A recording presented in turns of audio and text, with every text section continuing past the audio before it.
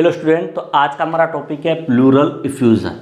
तो आज हम बात करेंगे प्लूरल इफ्यूज़न जो है उसकी पैथोफिजियोलॉजी, मतलब प्लूरल इफ्यूज़न होता क्या है और ये प्लूरल इफ्यूज़न जो है वो कैसे होता है। तो प्लूरल इफ्यूज़न के अंदर इफ्यूज़न शब्द आ रहा है। इफ्यूज़न का तो मतलब होता है कि बॉडी की किसी कैविटी के अंदर असामान्य रूप से फ्लूइड जो होता है, मतलब पानी, वो इकट्ठा हो जाना, उसको ही इफ्यूज़न कहा जाता है। और ठीक वैसा ही फ्लूइड का कलेक्शन जो होता है वो यदि प्लूरल कैविटी जो होती है, जो कि लंग्स के अंदर होती है, उसमें हो जाता है जमा, तो उस कंडीशन को ही प्लूरल इफ्यूज़न कहा जाता है। तो सबसे पहले हम बात करते हैं प्लूरल कैविटी एक्चुअली होती कहाँ पर है। तो प्लूरल कैविटी जो होती है वो मेनली लंग्स के अंदर होती है। नॉर्मल क्या होता है कि लंग्स जो होते हैं वो हमारे चेस्ट कैविटी जो होती है, मतलब थोरेसिक केज जो है उसके अंदर स्थित होते हैं। ये लंग्स जो है उसके आउटर मतलब बाहर की तरफ एक लेयर होती है, एक कवरिंग होती है जो कि सीरस मेम्ब्रेन की बनी होती है और उसको ही प्लूरा कहा जाता है। ये जो प्लूरा जो होता है वो सीरस मेम्ब्रेन है, उसके कारण से दो लेयर जो है उसकी बनी होती है। एक तो अंदर वाली जो होती है उसको तो विसरल कहा जाता है और जो बाहर वाली जो होती है उसको पैराइटल कहा जाता है। और ये दोनों लेयर जो होती है, विसरल और पैराइटल लेयर, उन दोनों के बीच में बहुत ही कम मात्रा के अंदर स्पेस होता है। उसी स्पेस को प्लूरल कैविटी कहते हैं। नॉर्मल होता क्या है कि ये जो विसरल प्लूरा जो होती है वो तो लंग्स टिश्यू जो है उसके साथ अटैच रहती है, चिपकी हुई रहती है, जबकि पैराइटल प्लूरा जो होती है वो थोरेसिक जो चेस्ट वाल जो होती है उसके साथ अटैच रहती है, चिपकी हुई रहती है। ये जो पैराइटल प्लूरा जो होता है वो फिर क्या करता है, एक फ्लूइड जो होता है उसको सिक्रेट करता है। फ्लूइड का जो सिक्रेशन जो होता है वो 0.5 ml पर kg पर आवर के हिसाब से होता है। और जितना फ्लूइड ये सिक्रेट करता है पैराइटल प्लूरा, उतना ही फ्लूइड जो होता है फिर लिम्फेटिक सिस्टम जो होता है, पैराइटल प्लूरा जो इसका जो लिम्फेटिक सिस्टम जो होता है उसके द्वारा यहाँ स्टर्नम वाला एरिया जो है वहाँ पर क्या होगा, एब्जॉर्ब हो जाता है, मतलब वापस अवशोषित हो जाता है। उसके कारण से ये जो प्लूरल कैविटी जो होती है इसके बीच में, उसके अंदर बहुत ही कम मात्रा के अंदर फ्लूइड रहता है। फ्लूइड का जो अमाउंट रहता है वो रहता है 5 से 15 मिलीलीटर अमाउंट रहता है और ये इतना कांस्टेंट रहता है। बाकी जितना फ्लूइड का निर्माण होगा पैराइटल प्लूरा सिक्रेट करती है, उतना ही फ्लूइड जो होता है वापस क्या हो जाएगा, रीअब्जॉर्ब या एब्जॉर्ब हो जाएगा। ये फ्लूइड जो होता है वो मेनली क्या करता है कि इंस्पायरेशन और एक्सपायरेशन जब हम करते हैं, मतलब सांस को अंदर लेते हैं बाहर करते हैं, उस समय चेस्ट के अंदर मूवमेंट होती है, लंग्स में मूवमेंट होती है। तो उस दौरान क्या होगा कि ये जो चेस्ट वाल जो है उसका और लंग्स जो है उसके बीच में फ्रिक्शन होगा।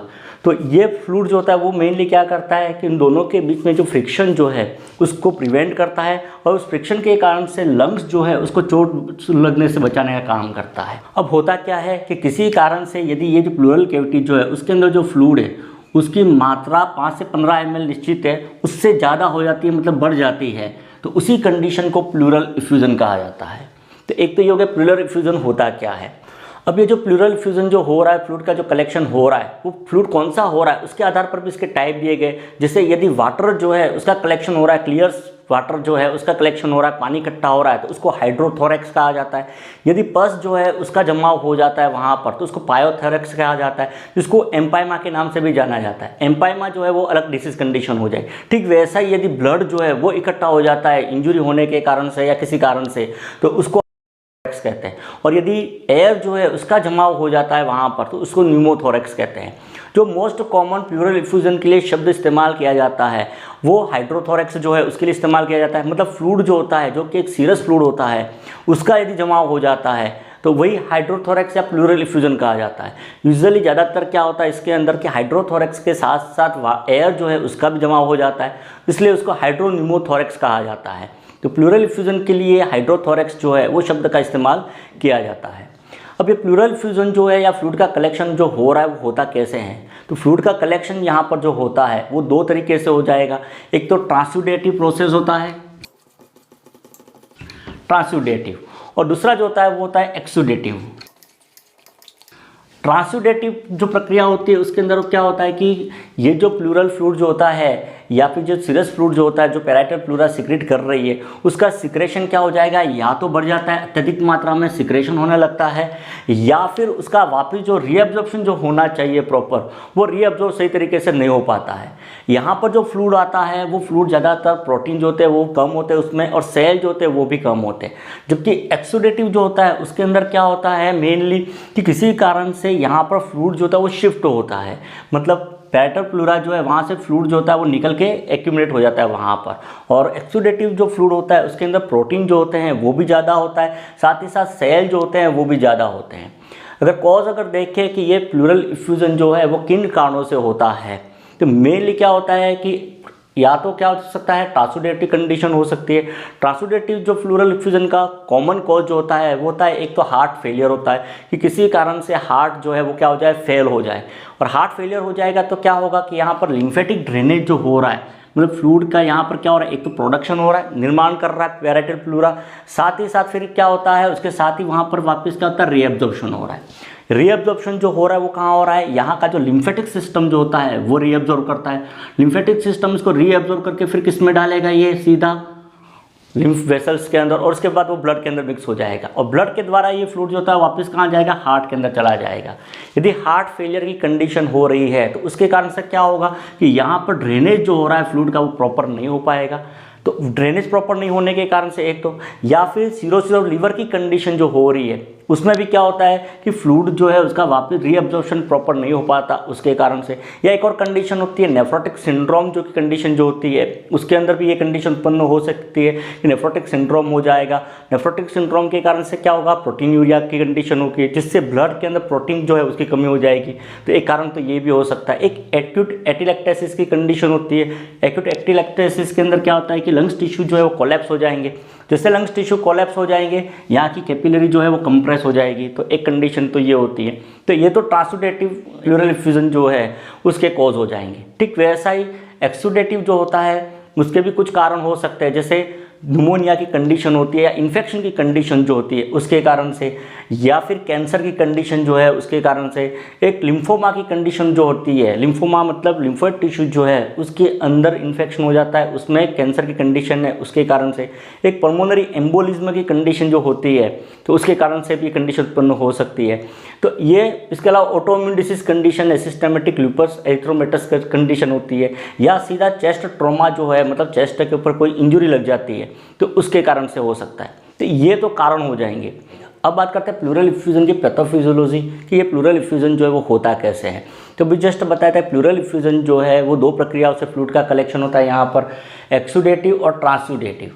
तो एक्सुडेटिव जो होता है उसमें क्या होता है कि मेनली किसी भी कारण से क्या हो जाए, जैसे कि इन्फेक्शन हो गया, न्यूमोनिया की कंडीशन है, प्लूराइटिस की कंडीशन होती है, या किसी कारण से क्या हो जाए वहाँ पर इन्फेक्शन की कंडीशन हो जाती है। इन्फेक्शन के कारण से क्या होगा कि इन्फ्लामेशन कंडीशन उत्पन्न हो जाएगी, मतलब इन्फेक्शन के कारण से माइक्रो ऑर्गेनिज्म जो होते हैं वो क्या हो जाएंगे वहाँ पर पहुँचेंगे, उनका इन्वेजन होगा। जब माइक्रो ऑर्गेनिज्म वहाँ पर पहुँचते हैं तो उसके कारण से वहाँ पर इन्फ्लामेशन की कंडीशन होगी।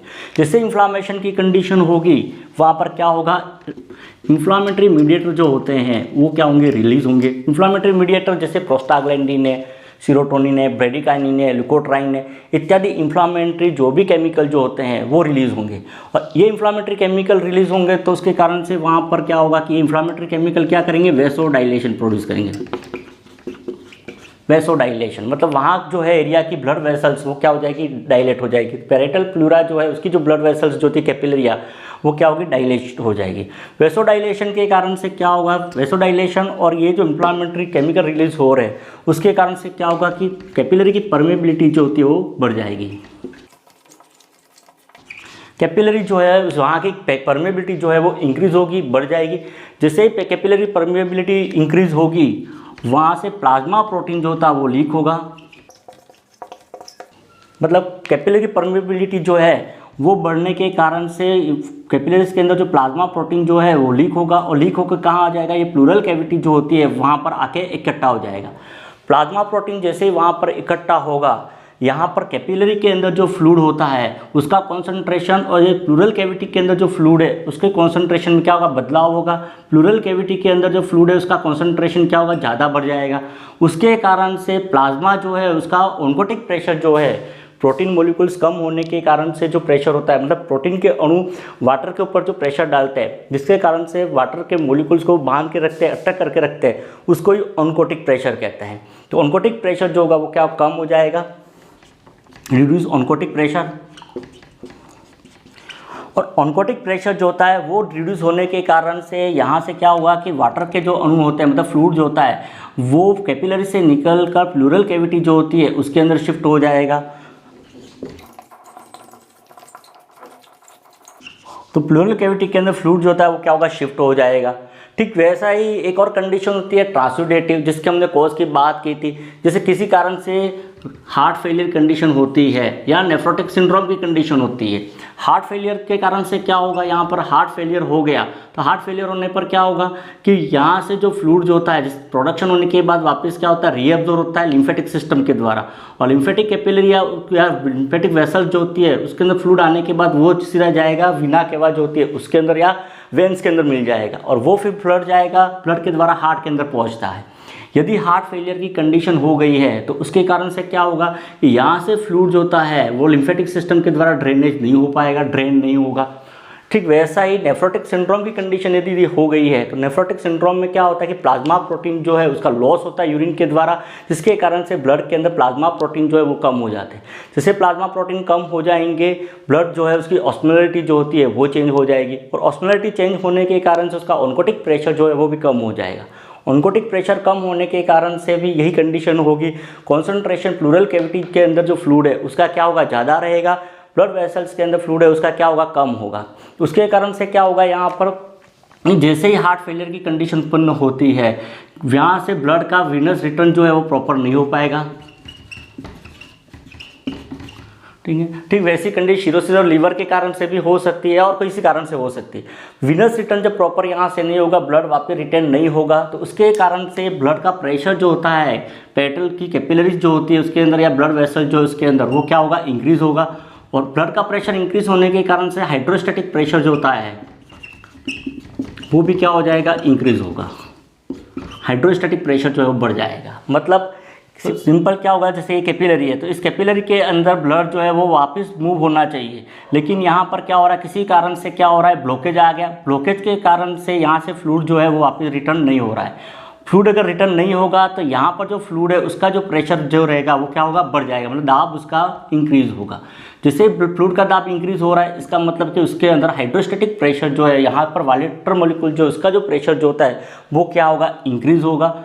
हाइड्रोस्टैटिक प्रेशर इंक्रीज होने के कारण से एक कंडीशन क्या उत्पन्न होगी यहाँ पर कि रीअब्जॉर्प्शन जो हो रहा है, जैसे हाइड्रोस्टैटिक प्रेशर यहाँ इंक्रीज होगा यहाँ से फ्लूइड वापस जो होना चाहिए कैपिलरीज के अंदर वापस आना चाहिए वो वापस क्या नहीं हो पाएगा।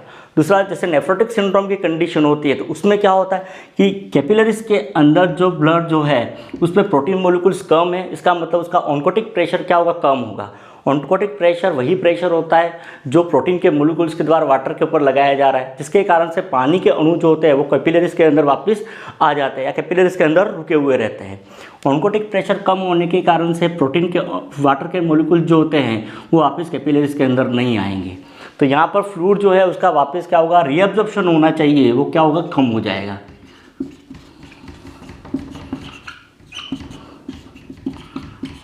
और रीअब्जॉर्प्शन जैसे ही कम होगा वापस वही कंडीशन उत्पन्न होगी कि फ्लूइड जो होता है वो क्या हो जाएगा यहाँ पर रह जाएगा, मतलब प्लूरल कैविटी के अंदर रुका हुआ रहेगा, रुक जाएगा, वापस कैपिलरीज के अंदर नहीं आएगा, जिससे प्लूरल कैविटी के अंदर फ्लूइड जो है उसका क्या होगा एक्यूमुलेशन हो जाएगा। प्लूरल कैविटी के अंदर फ्लूइड जो है वो इकट्ठा हो जाएगा, तो प्लूरल कैविटी में फ्लूइड इकट्ठा होने के कारण से क्या होगा कि लंग्स नॉर्मली इंस्पायरेशन जो है उसके दौरान लंग्स का एक्सपेंशन होता है, लंग्स फूलते हैं, और एक्सपायरेशन के दौरान लंग्स रिकॉइल होते हैं। तो फ्लूइड आने के कारण से लंग्स का जो एक्सपेंशन जो है वो क्या होगा कम हो जाएगा या रिड्यूस हो जाएगा। तो रिड्यूस लंग्स एक्सपेंशन, और लंग्स एक्सपेंशन जब रिड्यूस हो जाएगा तो प्रॉपर रेस्पिरेशन जो है वो नहीं आ पाएगी, मतलब ऑक्सीजन जो है उसका ऑक्सीजनेशन जो होना चाहिए ब्लड के अंदर वो नहीं होगा, और जैसे ऑक्सीजनेशन प्रॉपर नहीं होगा पेशेंट को क्या होगा शॉर्टनेस ऑफ ब्रीथ होगी, मतलब ब्रीथिंग के अंदर डिफिकल्टी होगी, जिसको डिस्निया कहा जाता है। तो डिस्निया जो है उसकी कंडीशन उत्पन्न होगी। ये तो इसकी पैथोफिजियोलॉजी मतलब प्लूरल इफ्यूजन होता कैसे है वो हो जाएगा। प्लूरल इफ्यूजन के यदि साइन एंड सिम्टम के क्या साइन दिखाई देंगे, तो लंग्स के एक्सपेंशन प्रॉपर नहीं होने के कारण से क्या होगा कि एल्विलाई के अंदर एयर जो है प्रॉपर नहीं आएगी। जब एल्विलाई में एयर प्रॉपर नहीं आएगी तो वहाँ ऑक्सीजनेशन भी प्रॉपर नहीं होगा, तो बॉडी को ऑक्सीजन नहीं मिल पाएगा, डिमांड ऑक्सीजन की बढ़ जाएगी, उसके कारण से रेस्पिरेशन की रेट जो है वो इंक्रीज होगी। लेकिन इधर से क्या हो रहा है लंग्स का एक्सपेंशन जो हो रहा है फुला वो प्रॉपर नहीं हो रहा है, उसके कारण से शॉर्टनेस ऑफ ब्रीथ जो है वो हो जाएगी, मतलब सांसें जो है कम हो जाएगी। जैसे शॉर्टनेस ऑफ ब्रीथ होगी ब्रीथिंग के अंदर उसको डिफ़िकल्टी होगी, साथ ही साथ क्या होगा, रेस्पिरेशन की रेट जो है वो इंक्रीज़ होगी। तो शॉर्टनेस ऑफ ब्रीथ और साथ ही साथ रेस्पिरेशन की रेट इंक्रीज़ होना मतलब ब्रीथिंग के अंदर उसको एक तरह से डिफ़िकल्टी होगी, उसको ही कहा जाता है डिस्निया कहा जाता है। तो शॉर्टनेस ऑफ ब्रीथ या डिस्निया की कंडीशन होगी। सेकंड क्या होता है कि ज़्यादातर प्लूरल फ्यूजन जो होता है वो किसी एसोसिएट डिसीज़ के कारण से होता है, जैसे कि इन्फेक्शन हो रहा है, जैसे निमोनिया के कारण से हो रहा है या और कोई डिसीज़ कंडीशन के कारण से हो रहा है। तो उस कंडीशन के कारण से क्या होगा कि यहाँ पर चेस्ट पेन जो है उसकी प्रॉब्लम भी हो सकती है, चेस्ट पेन हो सकता है उसको, ठीक है। चेस्ट पेन के साथ ये एक और कंडीशन हो सकती है नॉर्मली कि इसके अंदर इरिटेशन होगा, और इरिटेशन के कारण से कफ आते हैं। कफ जो आते हैं ज़्यादातर वो नॉन प्रोडक्टिव कफ आते हैं और ड्राई कफ आते हैं। तो ड्राई कफ जो है उसकी कंडीशन भी हो सकती है। तो एक साइन एंड सिम्टम जो है वो ड्राई कफ जो है उससे रिलेटेड भी हो सकता है। यदि प्लूराइटिस के कारण से प्लूरल इफ्यूजन हो रहा है, मतलब प्लूरा जो है उसके अंदर इन्फ्लामेशन हो रहा है, तो उसके साथ यदि हो रहा है और बैक्टीरियल इन्फ्लामेशन हो रहा है तो फीवर जो है वो भी आ सकता है। हालांकि फीवर ज़रूरी नहीं है कि प्लूरल इफ्यूजन के अंदर आए, किसी में आ सकता है, कभी कभी नहीं आ सकता। इसके अलावा other sign and symptom pleural effusion के जो होते हैं वो मेनली किस डिसीज़ कंडीशन के कारण से हो रहा है उसके आधार पर होते हैं।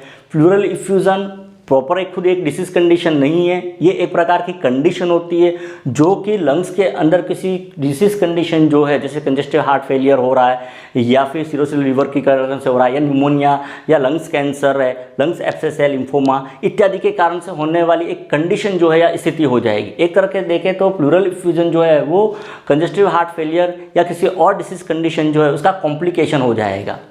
डायग्नोस्टिक इवैल्यूएशन इसमें जो किए जाते हैं वो सेम है अदर लंग्स डिसीज़ के अंदर जो डायग्नोस्टिक इवैल्यूएशन जो है ठीक वैसे ही किया जाता है, जैसे एक एक्सरे जो है वो लिया जाता है। इसके अलावा फिजिकल एग्जामिनेशन करते हैं। फिजिकल एग्जामिनेशन के अंदर ब्रीथ साउंड जो है वो सुने जाते हैं, क्योंकि फ्लूइड कलेक्शन होने के कारण से ब्रीथ साउंड जो होते हैं वो डल सुनाई देता है या एब्सेंट रहता है। एक परकशन जो है वो किया जाता है। परकशन के द्वारा जो साउंड सुनते हैं तो डल साउंड जो है, क्योंकि फ्लूइड का कलेक्शन हो रहा है उसके कारण से डल साउंड जो है वो सुनाई देते हैं। एक लंग्स का एक्सपेंशन जो प्रॉपर हो रहा है कि नहीं हो रहा है, किस प्रकार का हो रहा है। एक प्लूरल फ्रिक्शन रब साउंड जो है वो सुनाई देता है। प्लूरल फ्रिक्शन रब जो है वो एक प्रकार का साउंड सुनाई देता है, और ये मेनली साउंड तब सुनाई देता है जब प्लूरा के बीच में स्पेस जो है वो कम हो जाता है या फिर फ्लूइड ज़्यादा होने के कारण से प्लूरा आपस में फ्रिक्शन होता है, तो उस समय ये साउंड जो है वो ज़्यादातर सुनाई देता है। तो ये साउंड जो है वो सुनते हैं। इसके अलावा सीटी स्कैन है, ब्लड टेस्ट जो है वो जाँचें करवाई जाती है। एक जो प्रोसीजर करवाया जाता है वो होता है थोरेसिंथेसिस। थोरासिंथेसिस के अंदर मेनली क्या करते हैं कि एक नीडल होती है, उस नीडल की सहायता से प्लूरल कैविटी के अंदर जो फ्लूइड है उसको एस्पिरेट किया जाता है, बाहर निकाला जाता है। फिर उस फ्लूइड की लेबोरेटरी के अंदर जांच की जाती है, उस फ्लूइड के अंदर प्रोटीन कितना है, पस सेल कितने हैं, आरबीसी है या नहीं है, या उस फ्लूइड का नेचर जो है वो पता लगाया जाता है। उससे कौन सा टाइप का प्लूरल इफ्यूजन हो रहा है उसको डायग्नोस किया जाता है। तो ये तो इसमें डायग्नोस्टिक इवैल्यूएशन जो किए जाते हैं वो। मैनेजमेंट अगर देखें तो कॉमन मैनेजमेंट इसमें मेडिकल मैनेजमेंट में तो अंडरलाइन जो कॉज होता है, किस कारण से प्लूरल इफ्यूजन हो रहा है उसका ट्रीटमेंट किया जाता है, जिसमें एक तो एंटीबायोटिक जो होती है वो कॉमन चलाई जाती है, डायरेटिक जो होते हैं वो दिए जाते हैं। इसके अलावा एंटी इन्फ्लामेटरी ड्रग जो होती है इसमें वो दी जाती है। एक ग्लूकोकॉर्टिकोस्टेरॉइड जो होती है, कॉर्टिकोस्टेरॉइड ड्रग जो है जो कि एंटी इन्फ्लामेटरी होती है वो दी जाती है। इसके अलावा पेन किलर जो होती है और एंटीपायरेटिक ड्रग जो होती है, NSAID ग्रुप की ड्रग जो होती है वो इसमें चलाई जाती है। मेनली फ्लूइड जो है उसको रिमूव करने के लिए जो प्रोसीजर जो काम में लिए जाते हैं उसमें एक तो थोरासिंथेसिस करके प्रोसीजर काम में लिया जाता है। थोरासिंथेसिस के अंदर निडल जो है वो इंसर्ट करके सिरिंज के द्वारा फ्लूइड जो है उसको एस्पिरेट कर लिया जाता है, यदि फ्लूइड कम अमाउंट के अंदर है तो। यदि फ्लूइड जो है वो ज़्यादा अमाउंट के अंदर है, ज़्यादा मात्रा में है, तो फिर उसके लिए इंटरकोस्टल ड्रेनेज जो है वो काम में लिया जाता है। इंटरकोस्टल ड्रेनेज सिस्टम जो है वो काम में लिया जाता है। इंटरकोस्टल ड्रेनेज सिस्टम के अंदर एक ट्यूब थोरेस्टोस्टोमी की जाती है। ट्यूब थोरेस्टोस्टोमी के अंदर क्या करते हैं कि मेनली एक ट्यूब होता है, कैथेटर होता है या एक ट्यूब होती है, उस ट्यूब को इंटरकोस्टल स्पेस जो होता है पसलियों के बीच में जो जगह है वहाँ से सीधा प्लूरल कैविटी के अंदर इंजेक्ट कर दिया जाता है, मतलब इंसर्ट कर दिया जाता है, और उसके बाद यहाँ से वाटर सेल ड्रेनेज सिस्टम जो है उसको कनेक्ट कर दिया जाता है। जो फ्लूइड बन रहा है वो फ्लूइड इसके माध्यम से क्या होगा, उस चैम्बर जो होता है उस चैम्बर के अंदर बाहर निकल आएगा। मतलब फ्लूइड जो होता है प्लूरल कैविटी के अंदर जो फ्लूइड है उसको निकालने के लिए ही एक प्रोसीजर जो है काम में लिया जाता है, जिसमें ट्यूब थोरेस्टोस्टोमी जो है वो की जाती है। इसके अलावा एक थोरेकोटॉमी जो होती है थोरेकोटॉमी वो काम में ली जाती है। थोरेकोटॉमी के अंदर इंसिजन लगाया जाता है पोस्टीरियर चेस्ट वाल जो है वहाँ पर, और उसके बाद फ्लूइड जो होता है उसको ड्रेन कर लिया जाता है, मतलब बाहर निकाल दिया जाता है, उसको थोरेकोटॉमी कहा जाता है। तो ये प्रोसीजर जो है वो काम में लिया जाता है। तो ये था प्लूरल इफ्यूजन जो है उसके बारे में ओवरव्यू। इसके ऊपर एक और वीडियो बनाया हुआ है विथ नोट्स के साथ, चैनल के अंदर है, वो आप चाहो तो देख सकते हैं। नर्सिंग रिलेटेड वीडियो देखने के लिए चैनल को सब्सक्राइब कीजिए। Thank you.